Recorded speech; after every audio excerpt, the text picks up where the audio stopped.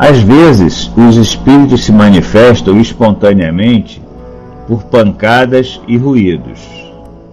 É muitas vezes um meio que empregam para atestar a sua presença e chamar sobre si a atenção, tal como nós, quando batemos para avisar que está alguém à porta.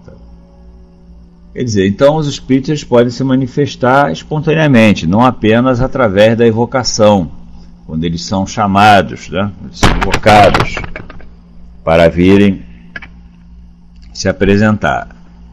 O espírito, como nós que estamos aqui reencarnados, eles são dotados de livre-arbítrio. Então, eles têm vontade própria. Eles não estão, ninguém pode obrigar o espírito a se manifestar. Então, ele pode se manifestar espontaneamente, sempre que ele tenha vontade, sem precisar de autorização dos homens. Ele não precisa da permissão dos homens para se comunicar aqui com a Terra. Basta que ele disponha de um instrumento para esse fim necessário, que é o médium, o medianeiro. Então, tendo alguém que possua a faculdade mediúnica, ou seja, a possibilidade de expressar o pensamento do espírito, captar o pensamento do espírito e expressá-lo, né, externá-lo, os espíritos podem se comunicar sem precisar que nós venhamos dar autorização para isso. E eles o fazem muitas das vezes para chamar a atenção sobre si, como disse aqui Kardec.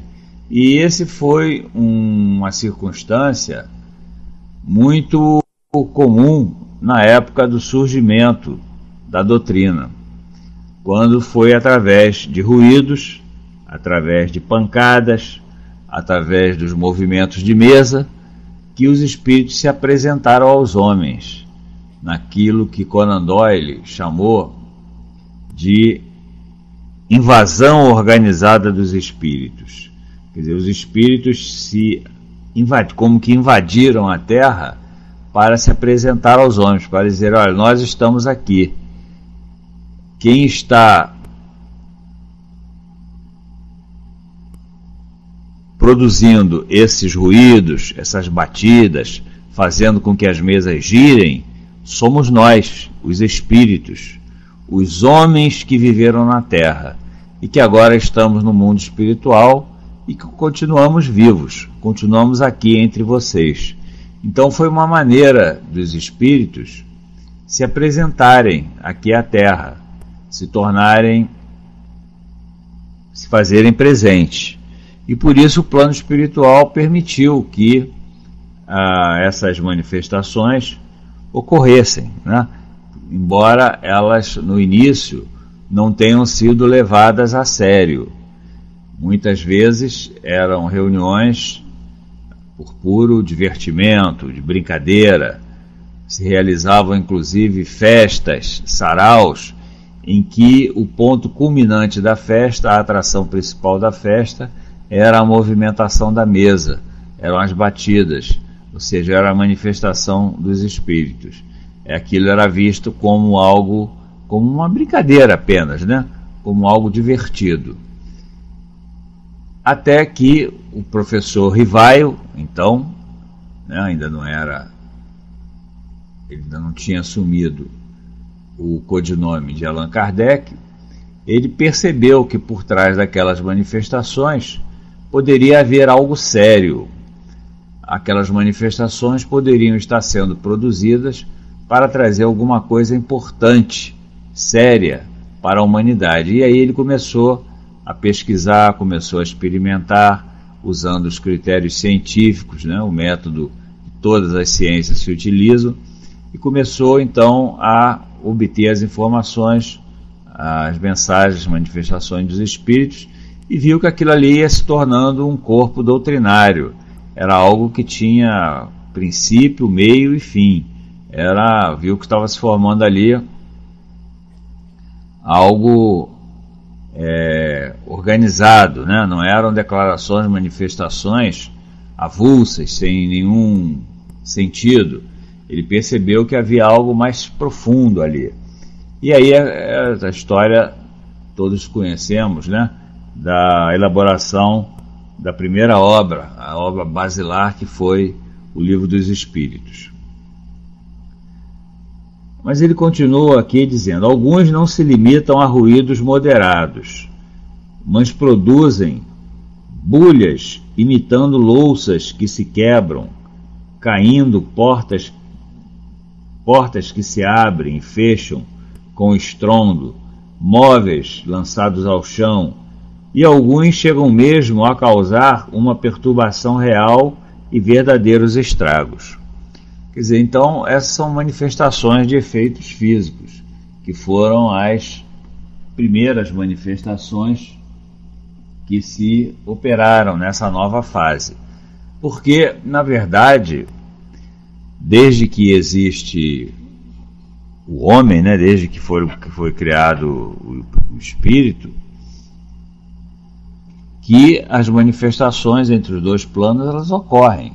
Isso é uma coisa natural, isso é da essência da vida, é da essência da nossa existência, essa comunicação entre o mundo espiritual e o mundo corporal. Mas durante muito tempo essas manifestações ficaram proibidas pela intransigência religiosa, pela arbitrariedade da igreja, que não as aceitava. Então era proibido esse tipo de manifestação. Qualquer tipo de contato com os mortos era considerado uma infração grave contra as leis da igreja, era considerado uma heresia. E aqueles que possibilitavam essas manifestações, ou seja, aqueles que eram portadores de mediunidade, eram considerados verdadeiros criminosos. Eles eram julgados e a penalidade era a pena capital, era a morte, através da fogueira. E foi assim que no fogo da Inquisição muitos médiuns foram queimados, foram assassinados, né, pela violência da igreja. Mas com o tempo, à medida que a Inquisição foi perdendo a sua força, então o ambiente foi se tornando propício para que os espíritos se apresentassem. Então foi assim no meados do século XIX, né, no início dos anos 1800, a igreja já estava perdendo um pouco o seu poder, a sua autoridade, e a Inquisição vinha cada dia sendo mais rejeitada, sendo repelida pelos povos. E então os espíritos encontraram o ambiente mais propício para se manifestar. Já não eram mais operadas aquelas fogueiras para queimar os médiuns. Então não havia mais esse risco. E assim os espíritos se apresentaram aos homens. E foram através dessas batidas que Kardec nos fala aqui, através desses ruídos, esse barulho imitando louças quebradas, portas sendo fechadas abruptamente, objetos lançados ao chão, ou seja, através das manifestações físicas. Foram as primeiras manifestações que aconteceram nesse ressurgimento dos espíritos, quando os espíritos voltaram a se manifestar aqui na Terra após aquele longa e tenebrosa noite da Inquisição. Então, é uma das maneiras pelas quais os espíritos podem se manifestar, é através dessas manifestações físicas, e que assim são chamadas porque para produzi-las são utilizadas objetos materiais, né? São produzidos e são manifestações percebidas pelos nossos sentidos físicos. Por isso elas são chamadas manifestações físicas. Nós percebemos através da audição, através do tato, através da visão. Por isso são manifestações físicas. Bom, vamos seguindo. O item 28, vamos ver o que Kardec nos traz. Ainda que invisível para nós no estado normal, o perispírito é matéria etérea. Em certos casos, o espírito pode fazê-lo sofrer uma espécie de modificação molecular que o torna visível e mesmo tangível. É como se produzem as aparições, fenômeno que não é mais extraordinário que o do vapor, que, invisível quando muito rarefeito, se torna visível por condensação. Quer dizer, então, nós já estudamos aqui, em outros estudos, que o espírito, quando ele retorna ao mundo espiritual, o corpo que ele vai trajar, o corpo com o qual ele vai se apresentar no mundo dos espíritos, é perispírito. O seu perispírito passa a ser o corpo, o traje que o espírito vai vestir enquanto estiver no mundo espiritual. E esse perispírito, ele é composto de uma matéria muito etérea, ou seja, uma matéria muito sutil. Não é uma matéria grosseira, uma matéria que seja perceptível aos nossos sentidos físicos. Então, para nós, o perispírito, ele é invisível, ele é imperceptível, a não ser, com exceção, para aquelas pessoas que são portadoras de faculdades mediúnicas. Esses têm a possibilidade de ver os espíritos, mas aqueles que não possuem essas faculdades não têm essa percepção, não têm essa possibilidade de perceberem a presença do espírito, porque o perispírito é uma matéria muito sutil, muito etérea, e não é sensível aos nossos sentidos físicos, por isso nós não podemos percebê-lo.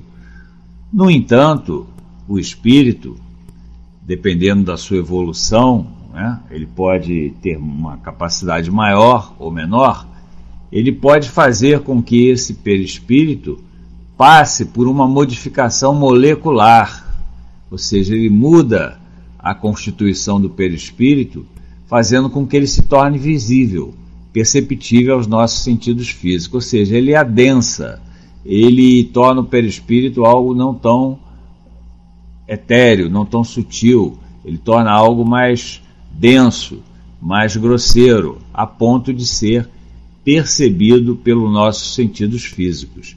Percebido não apenas pela visão, não apenas as aparições, elas podem se dar unicamente pelo sentido, pelos órgãos visuais, mas também tangível, ou seja, pelo tato. Nós podemos tocar, sentir através do tato o perispírito, a presença daquele espírito. É quando ele se materializa. Então é o processo de materialização. Então as aparições elas podem ser de duas maneiras, podem se dar de duas maneiras. Ou apenas uma aparição unicamente visível, ou seja, nós podemos ver pela modificação molecular que o perispírito passa, ele se torna visível, como pode ser também sentido através do tato, ele pode ser tocado, ele pode ser sentido através do tato. São as chamadas aparições tangíveis, as chamadas materializações. Bom, e Kardec continua. Os espíritos que se tornam visíveis apresentam-se quase sempre com as aparências que tinham em vida e que os podem tornar conhecidos. O Livro dos Espíritos nos ensina que após deixar o corpo físico, o espírito vai viver com o seu perispírito, como nós dissemos, vai ser a sua veste, a sua indumentária, e que esse perispírito ele guarda a aparência da última existência. Por dois motivos. Primeiro, porque o espírito, se ele ainda não tiver um grau de evolução mais adiantado, ele não tem como operar a modificação desse perispírito, da sua aparência. É claro que à medida que o espírito vai progredindo, à medida que ele vai aprendendo a manipular de uma maneira mais acentuada a matéria do mundo espiritual, ele pode operar uma modificação no seu perispírito, ele pode mudar a sua aparência. Ele pode usar, por exemplo, uma aparência que ele tinha numa outra reencarnação, ou uma outra aparência qualquer. Ele pode mudar, ele vai plasmar o seu perispírito conforme a sua vontade, conforme o seu desejo. Mas isso, para o espírito, é preciso que o espírito tenha já alguma evolução, porque o perispírito ele é um reflexo do psiquismo do espírito. É através do pensamento, através da força da nossa mente, que nós vamos manejar esse perispírito. Nós vamos poder adensá-lo, vamos poder torná-lo mais etéreo, vamos poder modificar a sua aparência. É assim que o espírito pode manejar o seu perispírito. Mas o mais comum, até para que ele possa ser reconhecido, é ele se apresentar com a aparência que ele tinha na última existência, ou seja, na última reencarnação, para que ele possa ser reconhecido pelos demais espíritos.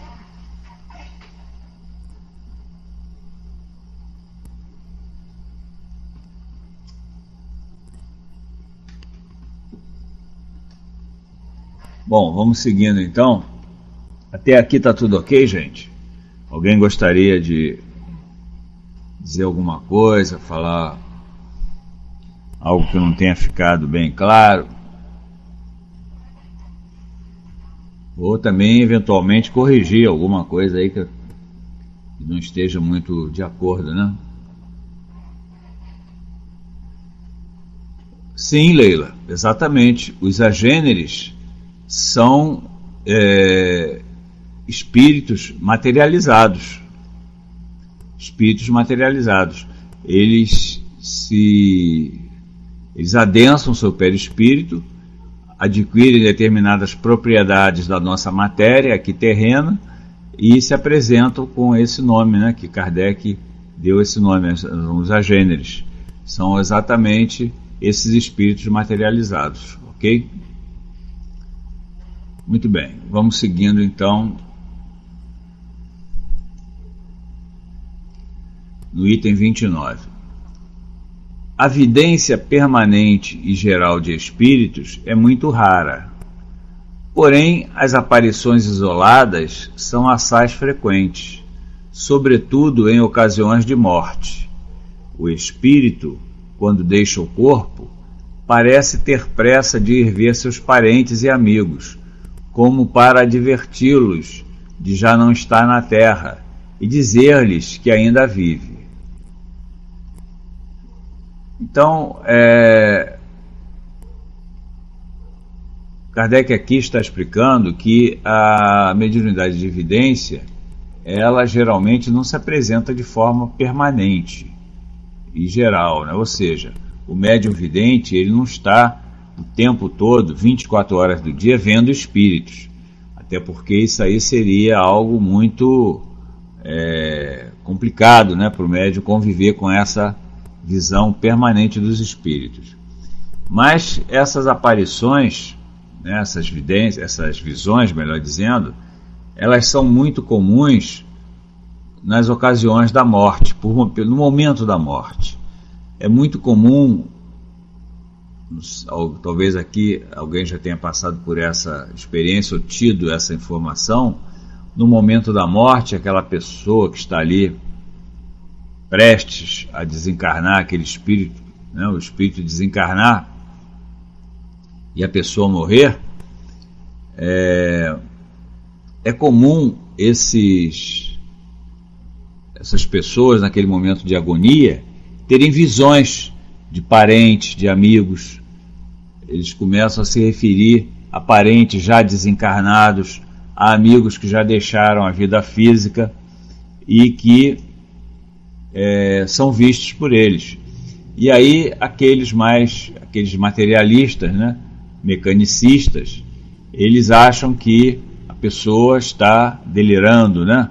Eles acham que ali o que está prestes a desencarnar está tendo um delírio, está vendo pessoas que já morreram. Na verdade, não é delírio, não é efeito da imaginação. Ele está vendo realmente. Por quê? Porque a vidência, como todas as faculdades espirituais, elas estão presentes em todos nós, mesmo aqueles que não as possuem de forma ostensiva. Então nós temos todas essas faculdades espirituais de ver os espíritos, de ouvir os espíritos. O que acontece é que enquanto estamos aqui na carne, enquanto estamos no mundo material, a grosseria do nosso corpo físico embaça essas possibilidades, embaraça essas faculdades e nós não temos como exercitá-las. Mas no momento da morte, quando a morte está prestes a acontecer, o corpo físico já está de uma maneira tão debilitada, né, pelo processo, na maioria das vezes, de uma enfermidade grave, por exemplo. O corpo físico já está tão debilitado, tão fragilizado, prestes a se desorganizar definitivamente, que ele já não embaraça tanto assim as faculdades espirituais. Ele já não exerce uma influência tão forte, tão determinante sobre o espírito. E então o espírito tem as suas faculdades mais facilmente manifestadas. Ele pode externar melhor suas faculdades. Então ele começa a ver espíritos, ele começa a ouvir espíritos, porque o corpo físico já não oferece essa resistência, já não embaraça tanto o exercício dessas faculdades.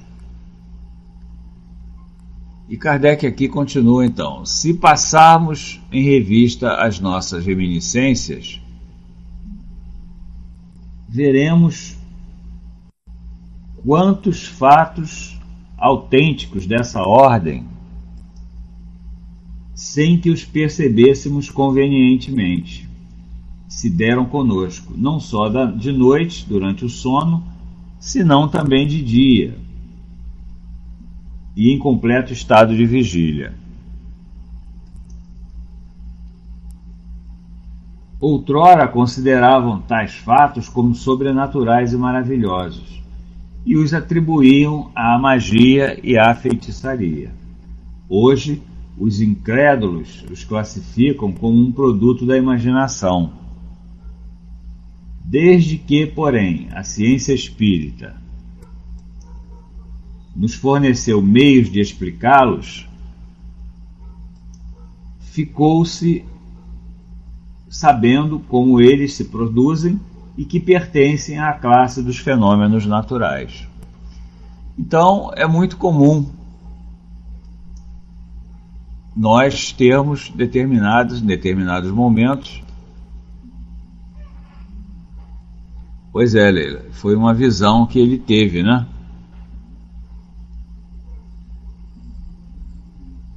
Uma visão que ele teve de um espírito que estava ali o esperando no momento para o momento da desencarnação. Provavelmente era um espírito afim, um espírito com quem ele tinha relações de afetividade, que estava ali aguardando a sua liberação, a sua libertação do corpo físico, para acompanhá-lo no regresso ao mundo espiritual. Então Kardec aqui está se referindo àquelas pessoas, né, todos nós, que temos de maneira esporádica esporádica, uma visão de um espírito, né? Muitas das vezes nós vemos o espírito, às vezes até nem temos consciência de que era um espírito. Nós pensamos que é outra pessoa, um outro homem encarnado como nós, e quando na realidade é um espírito que nós vimos. Então essas aparições ocasionais, elas são também muito comuns, porque, como eu disse, a mediunidade, ela se caracteriza pela sua persistência, não é? Pela sua permanência, é a manifestação da faculdade de caráter permanente. Mas todos nós temos essa possibilidade de ver os espíritos, porque, como eu disse, todos temos as nossas faculdades espirituais latentes conosco, que nós não podemos externá-las, não podemos utilizá-las livremente, porque o nosso corpo físico as abafa, nosso corpo físico as embaraça, não permite que elas se manifestem. Mas nos momentos de sono, quando os laços perispirituais são afrouxados, o corpo físico está adormecido, nós temos muito essa possibilidade de ver esses espíritos. E como ele diz aqui, isso foi creditado durante muito tempo à magia e à feitiçaria. E hoje, aqueles mais incrédulos, aqueles que não conhecem a naturalidade do fenômeno, entendem que é fruto da imaginação, que na verdade a pessoa está imaginando o que está vendo. Quando, como nós dissemos aqui, principalmente essas aparições no momento da morte, elas são muito comuns, muito frequentes. Não é que a pessoa ali que está prestes a desencarnar esteja delirando, nem esteja imaginando. Ela está vendo de fato um espírito, porque o espírito está ali. Então a doutrina espírita veio tirar esses fenômenos, esses fatos, do campo do sobrenatural, do campo do misticismo. Veio mostrar a naturalidade desses fenômenos. São fenômenos absolutamente naturais, que, como eu disse no início da nossa conversa, ocorrem desde que existe o homem, desde que existe o ser inteligente, o ser espiritual. São fenômenos absolutamente naturais, que não têm qualquer natureza sobrenatural, além do natural. Bom, vamos seguindo então. Vamos passar agora para o item 30, né? Então diz Kardec: era por meio do perispírito que o espírito agia sobre o seu corpo quando vivo, e ainda com esse mesmo fluido que ele se manifesta agindo sobre a matéria inerte, produzindo ruídos, movimentos de mesas e outros objetos que ele levanta, derruba ou transporta. Então, o espírito, ele, para atuar sobre o corpo físico, para que ele possa usar o seu corpo físico, ele precisa desse elemento intermediário, que é o perispírito. Porque o nosso corpo físico, como nós dissemos, é composto de uma matéria ainda bastante densa, uma matéria muito grosseira, que é a matéria vigente aqui na Terra, a matéria existente aqui na Terra, né? Produto da inferioridade de seus habitantes. É uma matéria muito grosseira que o espírito não pode atuar sobre ela. Então ele se utiliza do seu perispírito. É como se fosse uma ferramenta que o espírito vai usar para poder agir sobre o corpo físico, né? Uma imagem figurada, por exemplo, se alguém está querendo apertar um parafuso com a mão, né? Nós, por exemplo, seríamos o espírito, o parafuso seria o corpo físico. Como é que nós poderíamos atuar sobre esse parafuso apenas com a mão? Nós precisamos de uma ferramenta, precisamos de uma chave de fenda. Essa chave de fenda é o perispírito, é o que vai permitir que nós atuemos sobre esse parafuso. Então é o que acontece com o corpo físico. O espírito precisa desse elemento intermediário, dessa ferramenta, para poder agir sobre o corpo físico. E quando ele volta para o mundo espiritual, que ele está sem o corpo físico, através desse perispírito, ele pode continuar agindo sobre a matéria. E é assim, agindo sobre essa matéria aqui terrena, que ele vai produzir ruídos, que ele vai operar movimentos de mesas, que ele vai fazer com que objetos se levantem, objetos sejam atirados ao chão, sejam transportados. É sempre com o auxílio do seu perispírito. O espírito não age sobre a matéria diretamente. Ele age sempre se utilizando do seu perispírito, que é o elemento intermediário. E Kardec continua então a sua explicação. Esse fenômeno nada terá de surpreendente se considerarmos que entre nós os mais poderosos motores se alimentam dos fluidos de maior rarefação e mesmo dos imponderáveis, como o ar, o vapor e a eletricidade. Quer dizer, Kardec aqui está fazendo uma comparação, né? Se nós podemos fazer com que poderosos motores se movimentam, produzam efeitos,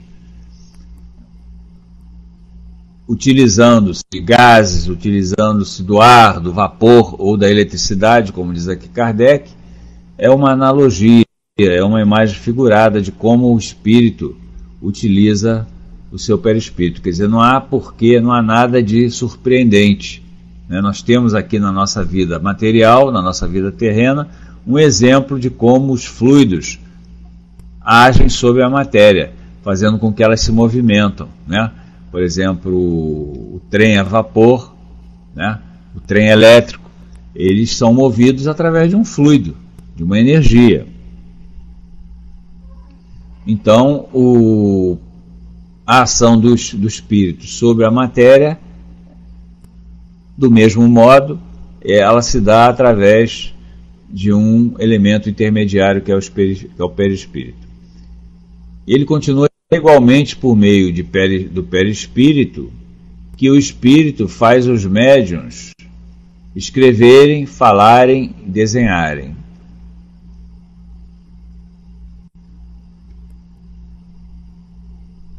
Pois é, o Leila. É isso aí, é o mesmo caso, não? Desse filme aí que eu não vi, mas já ouvi falar sobre ele.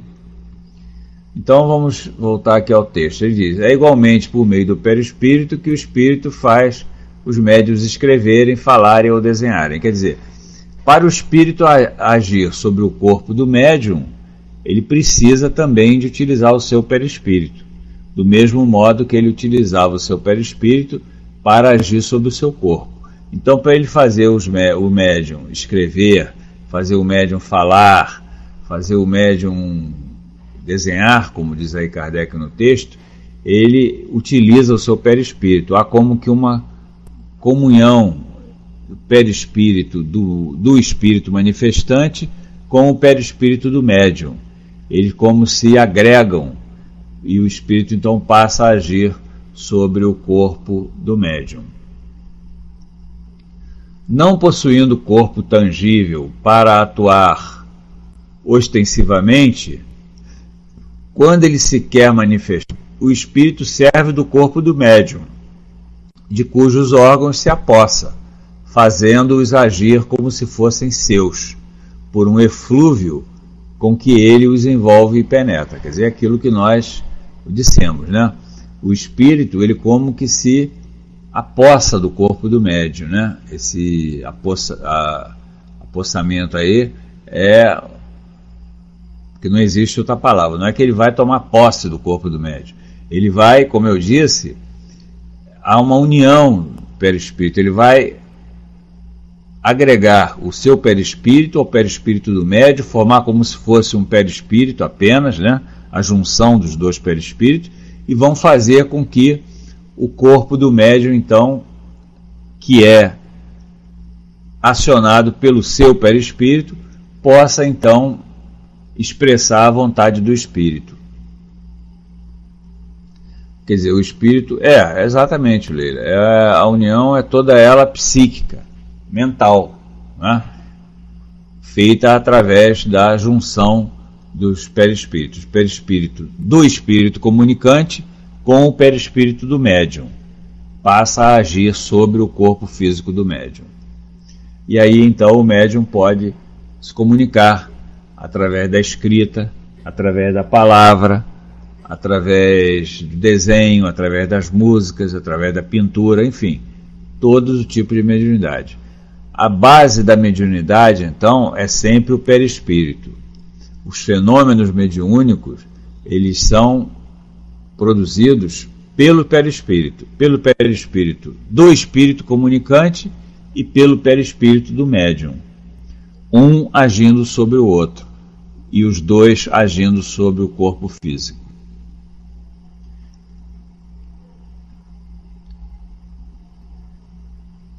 É como no caso de um fio elétrico, por exemplo, né? Que nós, com um fio elétrico que usa para fazer com que um aparelho eletrônico produza o seu, entre em movimento, tenha a sua utilidade. Então é como se nós emendássemos um outro fio, emendando um fio no outro, os dois vão fazer com que aquele aparelho eletrônico, é como uma extensão, né? Como se fosse uma extensão elétrica. Vamos ver o que, Ana? Porque hoje em dia não vemos mais essa coisa de manifestações.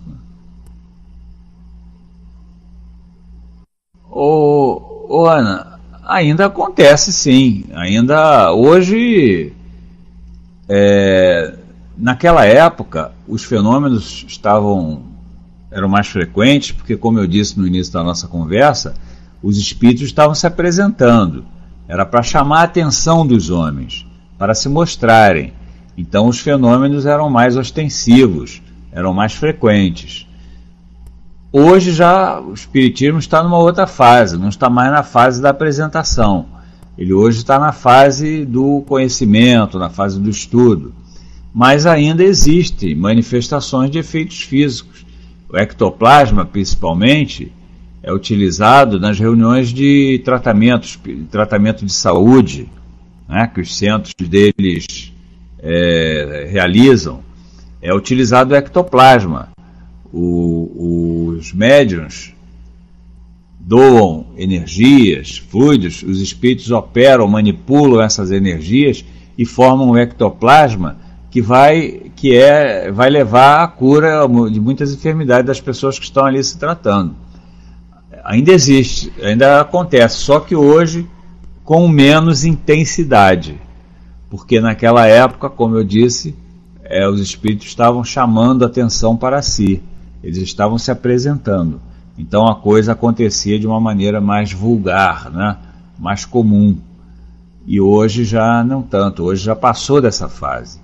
A fase da curiosidade já passou.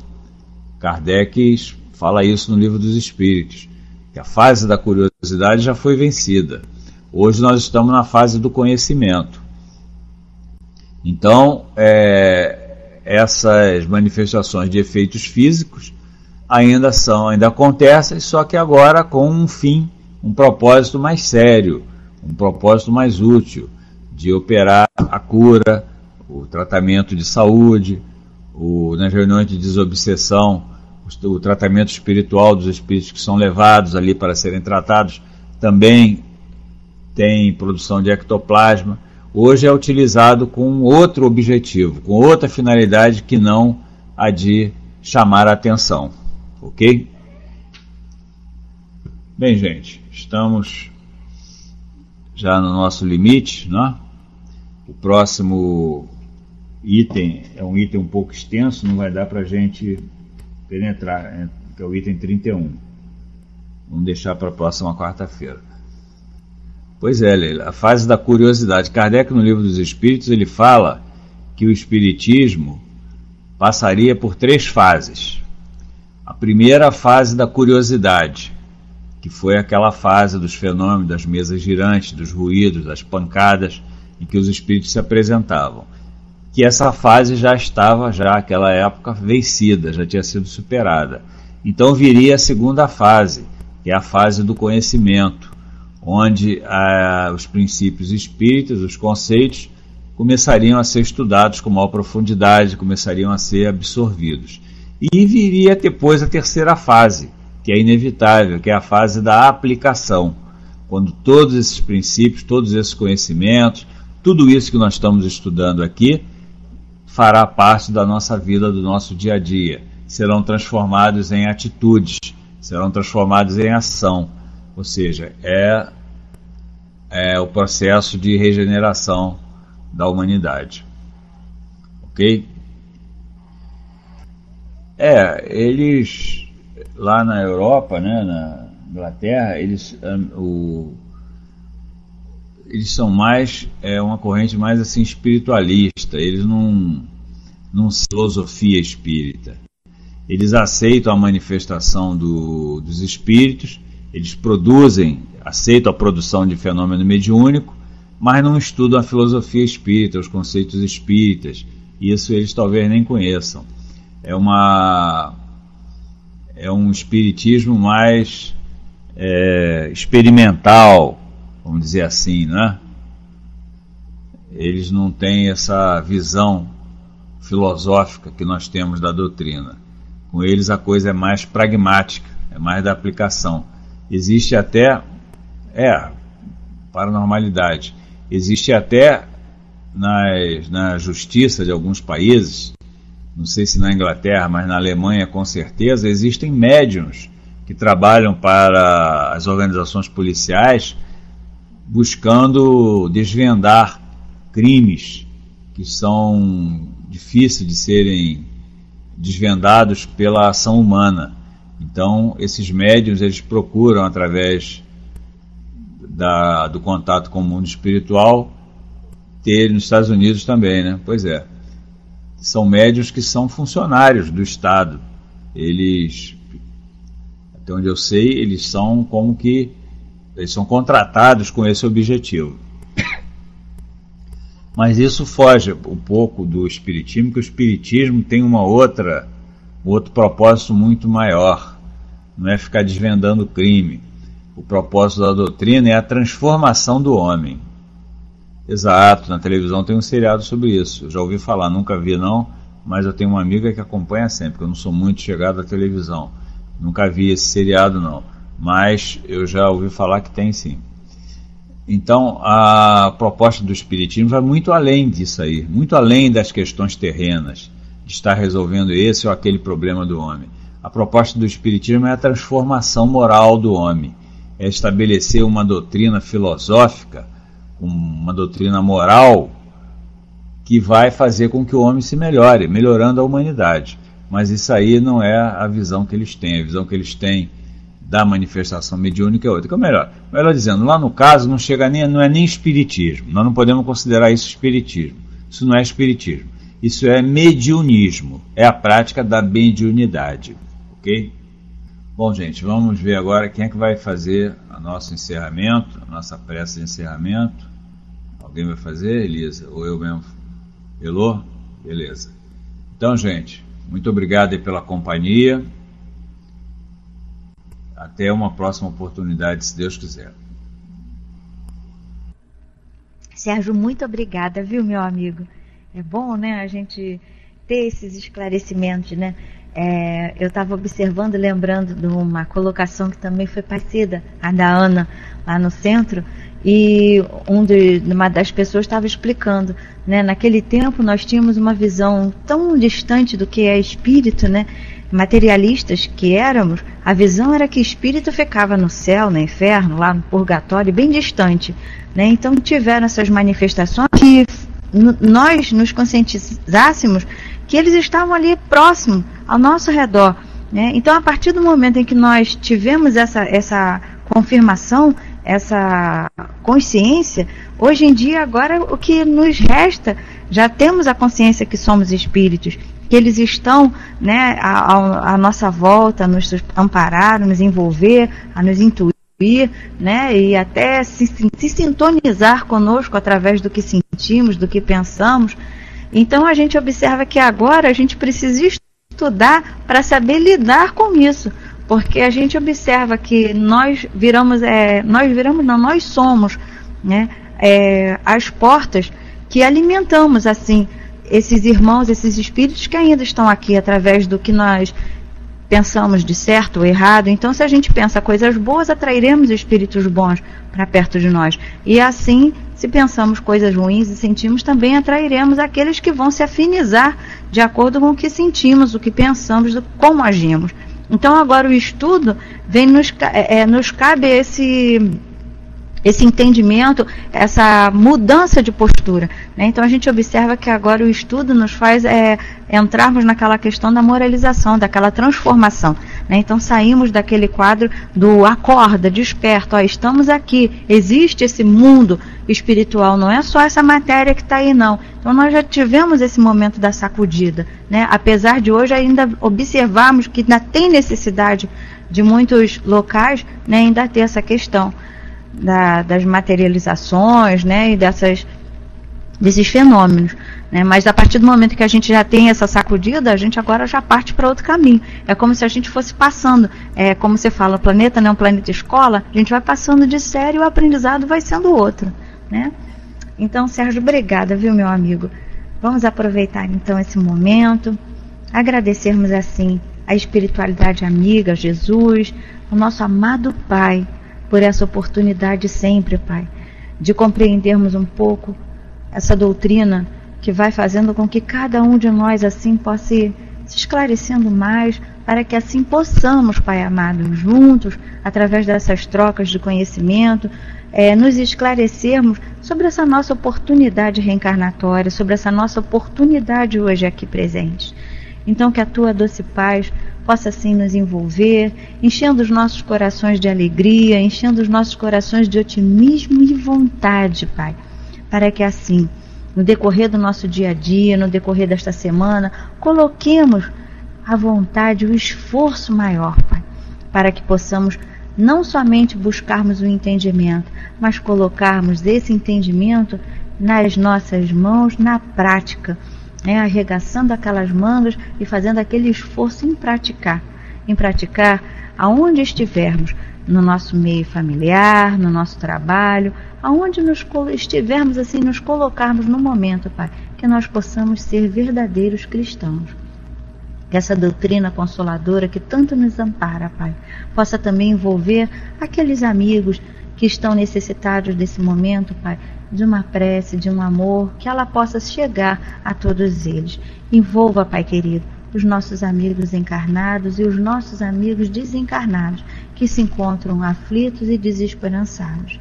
Que a Tua doce presença possa, assim, dar um amparo, um conforto aos seus corações, assim como nos tem chegado, através desses esclarecimentos, esse consolo, Pai. Muito obrigada, agradecemos a intuição do nosso amigo Sérgio nas suas colocações e te pedimos então, Pai, que nós possamos encerrar nesta noite o nosso estudo, carregando assim esse aprendizado e essa Tua semente de amor e misericórdia que nos oferece essa oportunidade de sempre crescermos e evoluirmos. Muito agradecidos estamos, pedimos então, Pai, a Tua permissão para encerrarmos nessa noite o nosso estudo. Abençoa-nos a todos nós, abençoa os nossos corações e os nossos lares. Que assim seja.